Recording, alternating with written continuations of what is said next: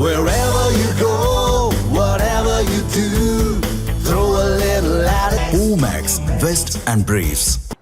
தென்காசி மாவட்டம் பாவூர் சத்திரம் அருகே கால்வாயில் உடைப்பு ஏற்பட்டதால் சுமார் 50 ஏக்கர் அளவில் பயிரிடப்பட்டிருந்த மிளகாய், சின்ன வெங்காயம், கேந்தி பூக்கள் தண்ணீரில் மூழ்கின. தென்காசி மாவட்டம் முழுவதும் பரவலாக கனமழை பெய்து வருவதால் நீர்நிலைகளுக்கு தண்ணீர் வரத்து அதிகரித்து காணப்பட்டது.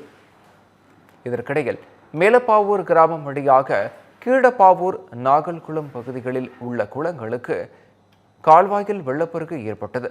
இதனால் பாவூரான் கால்வாய் தடுப்பு சுவரில் உடைப்பு ஏற்பட்டு தண்ணீர் முழுவதும் அருகில் இருக்கும் விவசாய நிலங்களுக்குள் புகுந்து வெள்ளக்காடாக காட்சியளிக்கிறது.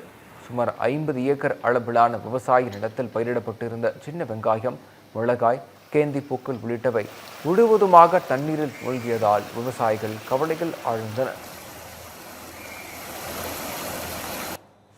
இது பார்த்தீங்கன்னா சனிக்கிழமை 8 மணிக்கு மேலே உடஞ்சி, 8 மணிக்கு கரெக்டாக ஒரு 8 மணி போல் உடஞ்சி.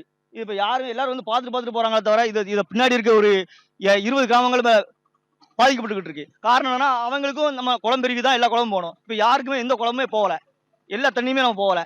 அதனால பார்த்தீங்கன்னா இந்த குளத்தை வந்து தக்க நடவடிக்கை எடுத்து சீக்கிரமா எங்களுக்கு அதை அடைச்சு தரணும்னு நாங்கள் கேட்டுக்கிறோம். Wherever you go, whatever you do, throw a little at it. Omax, Vest and Briefs.